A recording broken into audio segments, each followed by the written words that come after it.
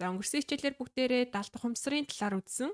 Даалт ухамсар дахь сэтгэл үнэмшлүүд ямар хүчтэй байдаг талаар бидний бие болоод сэтгэлийн холбоос хэрхэн яаж холбогдсон байдаг талаар үзсэн шүү дээ. Тэгэхээр өнгөрсөн хичээлийг ерөнхийд нь дүгнэх юм бол нэг юм үг байдаг байхгүй юу? Ram Dass гээд ийм сэтгэл судлаач бас ийм гэгэрсэн бясалгагч тийм багш хүн байдаг байхгүй юу? Хүмүүст ингэ сургаал хэлдэг. Гэхдээ одоо бол амьд биш олон жилийн өмнө байсан. Тэгээ тэр хүн яг ямар ийм айдас төгшүүр хүний ийм ихтгэл үнэмшилтэй холбоотой сэтгэл зүйн асуудлуудыг яаж а, илэрхийлсэн байдаг вэ гэхээр нэгэн зураач маш үзэсгэлэнтэй тэнгэрийн зургийг зуржээ. Маш гоё цэлгэр уудам тэнгэр зураад. Гэхдээ зурагных нь голд нэг юм жижиг саарл өвөл байдаг.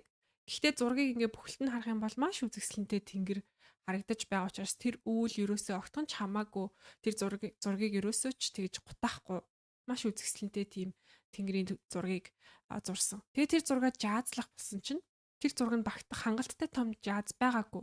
Тэгээ тэр жаазандаа багтаах гээд зураг тайрсан чинь яг ингээд зураг тайраад ингээд жаазандаа багтаасан чинь зөвхөн тэр зургийн гол байсан саарл үүлний зураг л тэр жаазанд багтчихсэн. Үүлтэй эсгэл багтчихсэн. Тэгээд нөгөө нэг том цэлгэр тэнгэр нь ерөөсө харагдахгүй яг нэг саарл одоо үүлтэй бүрх тэнгэрийн зураг юм шиг болж хувирсан. Тэгээд бидний сэтгэл доторх энэ одоо сөрөг итгэл үнэмшлүүд маань бидний энэ сэтгэл зүйн шарах амьдралын талаар сөрөг итгэл үнэмшлүүд маань яг л энэ жааз шиг бидний хязгаарлаж байдаг. Би одоо өмнөх хичээлийнхаа эхэнд хэлсэн шүү дээ. Бид нар өөрийнхөө амьдралыг өөрөө бүтээдэг гэдгийг бүрэн ойлгож хүлээн зөвшөөрөх хүртлээр бусдын бидэнд бүтээж өгсөн тэр хийсвэр ертөнцид амьдарч байдаг гэх. Тэгэхээр яг энэ зургийн жааз бол яг тэр нэг хийсвэр бидний одоо багада ойлгож авсан тэр сөрөг итгэл үнэмшил тэр хийсвэр ертөнц болж хувирж байгаа байхгүй юу.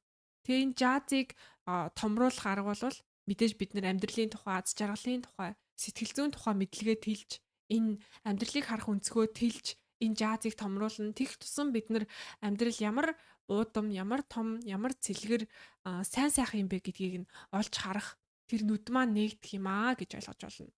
Тэр бид нар одоохондоо өөрийнхөө бага насндаа сурж авсан хэдхэн мэддэг зүйлсээр өөрийгөө хязгаарлаад байгаа юм байна. Тэгээ үүнээс цаашаа амьдралд сурах, ойлгох, мэдрэх тэ маш олон гайхамшигтай миний мэдэхгүй байгаа хараахан үзээгүй байгаа зүйлсүүд байгаа юм байна. Тэгээ би өөрөө энэ бүхнийг амьдралын тухай суралцах явцдаа сэтгэл зүйтэйгээ ажиллах явцдаа олж мэдх юм байна. Би гайхамшиг миний мэдэхгүй гайхамшигтай зүйлс хорвоогоор дүүрэн байгаа юм байна. Би л зүгээр мэдэхгүй байгаа юм байна. Миний жааз, миний амьдралыг харж байгаа тэр жааз маань ингээд хязгаарлагдсан байгаа юм байна. Одоо би тэрийгэ тэлж томруулах нь миний ажил юм байна гэж ойлгож болох нэ. Тэгэхээр өнөөдрийн өнгөрсөн хичээлээр бүгдээрээ даалт ухамсардах тэр хязгаар гэдэг зүйл байгааг олж харсан юм чинь өнөөдөр энэ хязгаар яг юу байж болох вэ гэдэг талаар ярилцъя.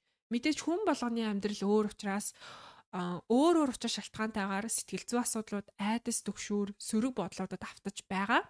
Гэхдээ хамгийн нийтлэг хид хідэн шалтгаануудын талаар ярилцъя. Тэгээ хэрвээ та бүхэн бас би нэгэн зүйлийг хэлхийг хүсдэг нь юу вэ гэхээр хэрвээ бид нар ингээд сэтгэл готралтай тий ийм айдас төгшүүртэй унигтай амьдарч байгаа бол тэр 100% одоо бидний арчаагүй сул доройгийнх биш юм шүү. Энэ одоо бидний амьдарч байгаа энэ хотжилт гэдэг ч юм уу энэ амьдралын хэм маяг гэдэг бол өөрөө хүний амьдралд огт тохиромжгүй тийм зохиомл хуванцар амьдрал байдаг юм аа. Хүн ингээд яг байгаль дээр төрсөн яг ийм байгалийн жамаараа амьдрах юм бол хүн туйлын ийм амар амгалан амьдралыг туулдаг. Гэвч бид нар ийм ямар ч байгалийн жам ёсны биш байгаль орчин гэдэг зүйл ерөөсөө огт байхгүй зөвхөн ийм төмөр байшин, төмөр машин, төмөр ийм хуцлагтай шороо нөгөө нэг юу гэдэг лээ асфальтын зам гэдэг ч юм уу бүгд огт байглаасаа заяагцснараа биш ийм орчин нөхцөлд амьдраад байгаа учраас бидний ингээд амьдралын орчин байглаас өгөгдсөн одоо өгөгдөл энэ генетикийн мэдээлэлтэй маань таарахгүй байгаа учраас бид нар ийм сэтгэл зүйн асуудлуудтай тулгарч байгаа шүү. Тийм болохоор энд ерөөсөө хэрвээ танд сэтгэл зүйн ямар нэгэн асуудал байгаа бол өөрөө өөрийгөө битгий арчаагүй байна гэдэг ч юм уу тэгж буруутгаж бодоорой. Хүн болгон зүгээр л зөв зүгээр байгаа юм шиг, чадж байгаа юм шиг, болж байгаа юм шиг царайлаад хичээгээд яваад байгаа шүү. Тэрнээс ч бүгдээрээ адилхан ямар нэг амьдрал нэг л болохгүй байна. Нэг л буруу байна гэдгийг мэдрээд яваад байдаг. Гэхдээ юунд болохгүй байгаа вэ гэдгийг ерөөсөө л мэдэхгүй, ойлгохгүй яваад байдаг байхгүй юу? Тийм болохоор сэтгэл зүйн асуудлууд гэдэг бол таны арчаатай байх, арчаагүй байх, сул дорой байх, хүчтэй байх гэдэгт огт хамаагүй байдаг. Цаанаасаа бид нар угаасаа л байглаас заяагдсан тийм а, амьдрал тэр генетикийн мэдээлэлтэйгээ таарсан амьдралаар амьдрахгүй байгаа учраас бид нэр энэ асуудалтай тулгарх нь зайлшгүй юм аа. Гэхдээ тэглээгээд энэ бүхэнд бууж өгөөд гутраад яваад байж болохгүй. Хин нэгэн одоо энэ ертөнцийг ингэж бохирдуулж байгаа бүх одоо энэ үйлдвэр энэ том корпорацуудын эзнүүдийг буруутгаад ч юм уу тэгж үзэн ядалт тээж өөрөө өөрийгөө зовоож амьдрах хэрэг байхгүй. Бид нар өөрөө өөрийнхөө сэтгэлийн хүчийг буцаагаад өөрөө өөртөө аваад сэтгэлийн амар амгалангаа олж чадна гэдэгтээ өөрөө өөртөө итгэх хэрэгтэй. Яагаад гэвэл энэ бол үнэн юм аа. За ингээд хамгийн нийтлэг байдаг бидэнд айдас түгшүүр сөрөг бодол сэтгэл гутраллын одоо шалтгаан болдог тэдгээр зүйлсүүдийн талаар үздэцгээе. Би өнөөдөр яг энэний талаар гадаад болон дотоод хүчин зүйлсийн талаар ярилцах болно. Тэгэхээр хамгийн ихнийх нь эхлээд гадаад хүчин зүйлсийн талаар ярилцъя. За гадаад хүчин зүйлс нь юу байж болох вэ гэхээр нойр хоол дасгал хөдөлгөөн. За хүний бие болвол генетикээсээ байглаасаа өгдснөөрөө бол ийм одоо махан ийм амтналаг бие байгаа шүү дээ. Тэгэхээр байглаасаа хүний бие бол ийм байнгын хөдөлгөөнтэй, дасгал хөдөлгөөнтэй тийм одоо амьдралаар амьдрах тийм амьдрахаар заяагдсан байдаг. Хэрвээ хүн ингэж одоо хотжоогүй байх юм бол тэ өөрөө ан гөрөө хийн, өөрөө жимс ногоогоо тарина, тэгээд түүн тэ байгаль дээрээс одоо зэрлэг жимс түүдэг ч юм уу. Тэгээ өөрөө хувцсанараа ойно гэдэг ч юм уу нөгөө хөдөөний бидний уламжлалт амьдрал ямар үлээ байнгын хөдөлгөөнтэй амьдрал байдаг шүү дээ. Яг тийм амьдрал бидний бие махбод зориулагдж бүтээгдсэн тийм генетикийн өгөгдөлтэй байдаг. Гэхдээ өнөөдрийн нийгэм бол ийм суугаа ажилтай, суугаагаараа ажил дээр суугаагаараа гэртээ зургт үзэж байж байгаа. Суугаагаараа машинаа жолоодоод ажил дээр очиод дахиад суугаагаараа ажиллаа хийдэг юм да. Хөдөлгөөн асар хязгаарлагдмал ийм орчинд бид нар амьдарч байгаа. Тэгээ үүнээсээ болоод бас бие маань ийм дасгал хөдөлгөөн гэдэг зүйлээр дутагдаад цаанаасаа ийм амьдрал сөрөг юм шиг амьдрал болохгүй байгаа юм шиг нэг л буруу байгаа юм шиг тийм мэдрэмж төрөөд байдаг байх нэ. Тэгэхээр хэрвээ бидний дотор айдас түгшүүр сэтгэл одоо зовинсон сөрөг бодлууд байгаа болвол тэр нь дасгал хөдөлгөөнтэй бас холбоотой байх боломжтой байдаг байна. Тэгээ сэтгэл судлаач хүмүүс, сэтгэл зүйч хүмүүс хамгийн түрүүнд дасгал хөдөлгөөн хийхийг санал болгодог. Тэгэхээр шууд ямар нэгэн дасгалын програм ч юм уу жимд бүртгүүлэл яваад эхлэн гэсэн үг биш. Хамгийн ойртой миний бие мах бодод ямар дасгал ямар хөдөлгөөн хамгийн хэрэгтэй зохимжтой би өөрөө бас сэтгэл зүйн хувьд тэр зүйлээр хигдэж байна вэ гэдгийг өөрөөсөө асууна. Жишээ нь би бол бүжиглэх маш их дуртай.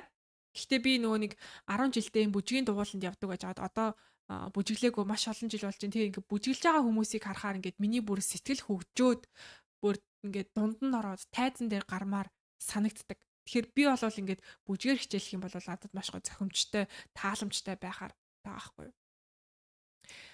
Эсвэл би YouTube дээрээс бас тийм бүр юм хурдан хөдөлгөөнтэй биш юм удаан зөөлөн хөдөлгөөнтэй. Гэхдээ йог биш. Йог бол надад хитрхи удаан санагдаад байдаг. Гэхдээ бүр юм кардио хитрхи хурдан юм бас надад ерөөсөө зохихгүй. Яг юм тэр хоёрын дундуурх юм сунгалттай мөртлөө юм олон давтамжтай хийдэг тийм дасгал хөдөлгөөнүүд надад бас тохироод байгаа юм байна гэдгийг би өөрөө бие чагнаад мэдэрч байгаа байхгүй. Тэгээд би Памела хин гэдэг лээ тийм одоо ийм багшийг YouTube дээр дагаж заримдаа дасгалыг хийдэг. Гэхдээ өөрөө одоо бас би жимд явж идэг учраас 7 хоногт 3 удаа жимд очиод бас ийм дасгал хөдөлгөөн хийдэг. Гэхдээ заавал ямар нэгэн юмд яах хэрэггүй. Зүгээр л ядаж өдөрт 10 минут алхах нь өөрөө сэтгэл зүйн байдлыг өргөхөд асар их дэмтэй байдаг. Тэгээ 10 минут гадаа алхах нь 45 минут жим дотор дасгал хийхдээ тэнцдэг гэж байгаа байхгүй юу.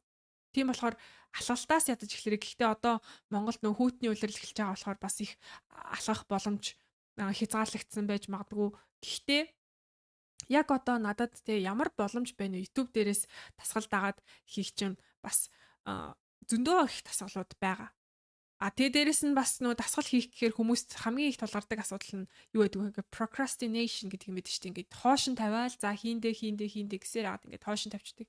Тэр нь яагаад гэж яах вэ гэхээр бидний далд хумсар бол за би хийн гэж яагаад угаасаа л хийхгүй орхичдаг амждаггүй хүн гэдэгт итгэцэн байгаа байхгүй. Тим итгэл үнэмшил бидний далд хумсарт ингээд нөгөө хөрсний доор биднэрт харагдахгүй байгаад байгаа байхгүй. Тийм болохоор тэр procrastination гэдэг зүйлийг даван гарахын тулд маш жижиг зүйлээс эхлэх хэрэгтэй. Зүгээр л би өдөрт 10 удаа jumping jacks буюу ингээд гараа савлаад ингээд дээш нүргөө нэг үсэрдэг тасгал байдаг шүү дээ. Тэрийг би өдөрт 10 л удаа хийн. Тэгэл болов. Тэр бол миний эхлэл байх болно гэд ингээ өөртөө хэлчих. Тэгэл санахаараа те өглөө сэрэнгуутаа ч хийсэн болно, унтахынхаа өмнө хийсэн ч болно. Өдөр санахаараа ингээл нэг 10 удаа өсөрөхөд нэг 5-аас 10 секунд л зориулагдана шүү дээ ийм амархан ямиг. Ингээл уцаа ортоо сууж байгаа өө нэрээ өсрөн гэл ингээл уцаа тавиал тэгэл 10 удаа өсөрчээд үргэлжлүүлээд уцаа үзээ сууж болно шүү дээ.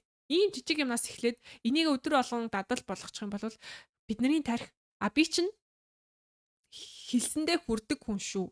Бид нар тэхгүй бол ингээд шууд нэг том зорилго тавиад тэгээд тэрэндээ ингээд шууд хүрэх гээд хичээгээд байдаг. Гэтэл яг үндэ бидний өнөөгийн нөхцөл байдал тэр төвшөнд өдөр болгон жим дээр очдог төвшөнд бол миний бие хараахан бэлэн сэтгэл зүй бэлэн биш байгаа байхгүй. Гэхдээ би өдөр болгон 10 удаа jumping jacks хийгээд өсөрөхөд бол надад ямар ч асуудал алга. Тийм болохоор би энийг хийн гэд өдөр болгон хийгээд эхлэх үед бидний тарих за би бол хэлснээ хийдэг хүн шүү гэд. Тим итгэл үнэмшил ингээд тогтож эхэлнэ. Тэгээ тэр 10 удаа өсөрдгийгээ 30 удаа болгоод тэгээд тэрийг нэг 10 минут халгаалт болгоод ингээд нэмэгдүүлэх тусам бид нөр өөрөө өөртөө амлсан амлалтандаа хүрэх тэр магадлал тэр мотивац маань илүү нэмэгдэх байх нэ. Тийм болохоор хамгийн хэрвээ огт дасгал хөдөлгөөн хийдэггүй байсан бол хамгийн багаас эхлээд үзээрэй. За дараагийн бас нэг гадаад хүчин зүйл бол ялцчгүй нойр. За эрдэмтэд хүний амьдралд бүр зайлшгүй хамгийн чухал гэсэн ийм 7 ширхэг зүйл байдаг гэдэг ийм чагсаалт гаргацсан байт юм билээ. Тэрний 3 дугаарт нойр орж идэг. Хамгийн нэгдүгээрт мэдээж агаар хүчил төрөвч. Бид нар агаар амьсгалахгүй бол тэгээ магадгүй хэдхэн минутын дараа шууд өхөн шүү дээ. Тийм болохоор нэгдүгээрт агаар, хоёрдугаарт ус, гуравдугаарт нойр.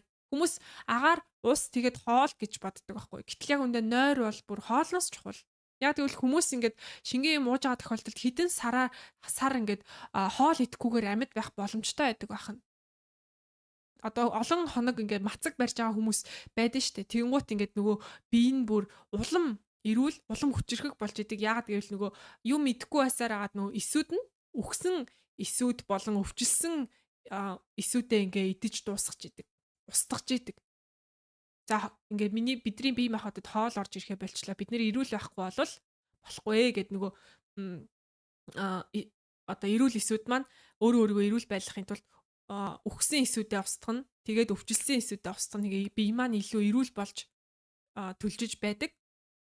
Тийм болохоор хоол болвол тийм бүр асар чухал зүйл биш. Харин нойр бол хоолноос илүү чухал. Хүн нойргүй явах юм бол хамгийн дээдл нь 11 хоног тисэж жагаад тэгээд галзуураад даалт марталт нь ихсээ зүрхэн зогсчдөг гэж байгаа байхгүй. 11-ээс дээшээ доошоо 3 хоног. Тэгээд илүү хүн ингээд яаж чадахгүй шууд ингээд бүр амь насанд нь тийм эрсдэл тулгардаг. Тэгэж ингэж хүн энерги авахгүй байсаар. Тийм болохоор нойр гэдэг бол хүний сэтгэл зүйн болон биеийн эрүүл мэндэд асар чухал одоо нэгэн амин чухал зүйлд байдаг байх нэ.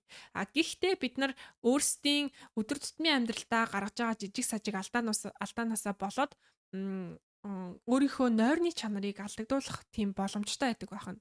Хэрвээ одоо юм орой ингээд нойр нь хүрдэггүй асуудалтай ч юм уу те тэр нь магадгүй сэтгэл зүйн шалтгаантай байх боломжтой. Гэхдээ заримдаа бидний өдөр тутамдаа хийж байгаа зүйлсээс бас болдог байж магадгүй. Жишээ нь өдрийн цагаар хитрхи кофе ууцсан ч юм уу. Тэгээд сайн нойр авч орой болохоо нойр нүрэхгүй шүний нойрныхын чанар мууддаг ч юм уу те.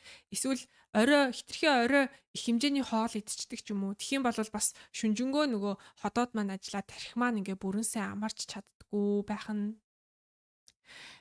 Эсвэл өглөө сэрэнгуутаа нарны гэрэл хараагүй болвол бас ингээд нөгөө circadian rhythm гэдэг хүний байглаасаа өгсөн ингээ өглөө сэрэх орой нойр хүрэх гэдэг юм одоо юм тойрог маань ингээ алдагдчихдаг байна. Тэгэхээр өглөө сэрэнгуутаа цонхоороо хараад нарны гэрлийг харах нь бас маш их чухал үүрэгтэй байдаг. Өглөө нарны гэрэл харчих юм бол орой нойр хүрэх магадлал нэмэгддэг байх нь. За тэгээ дээрэс нь кофений хэрэглээг түрүүн ярьсан.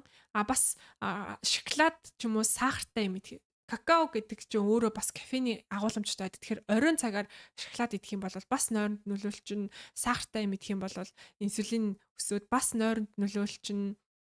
За тэгээ дээрэс нь согтууруулах төрлийн бүтээгдэхүүн. Уг нь бол хүмүүс ингээд орой нэг дар суучгаар эсвэл нэг пи уучгаар нойр хүрээд айтайхан унтцдаг гэж ярьдаг хүмүүс байдаг. Тэг даанч харамсалтай нь алкогол маань хүний одоо гүн чанартай нойр авах тэр нойрны чанарыг алдагдуулж идэг. Тэгээ дээрэс нь хүн одоо ингээд шууд нойр нь хүрээд унтж байгаа мөртлөө шөнийн хагаст нь ингээд дахин сэрэх тэгээ дээрэс нь согтууруулахундаа уусан үед шээс их хүрдэг дахин сэрж шээх гэдэг ч юм уу. Тэгээ дээрэс нь бас одоо арх согтууруулахундаа хэрэгснээс болоод ингээд хүний булчин сулраад тэгээд хүний ингээд нөгөө амьсгалын эрхтнүүдийн булчин суларснаас болоод буруу амьсгалах тэрнээсээ болоод бас ингээд нойрны чанар алдагдах иймэрхүү шалтгаанууд байдаг бахан.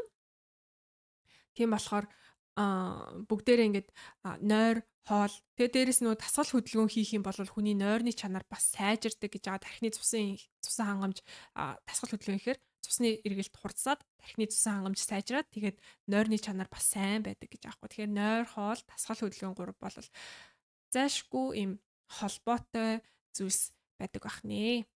За дараагийн хичээлээс бүгдээрээ дотоод учир шалтгаануудын талаар үздэцгээе.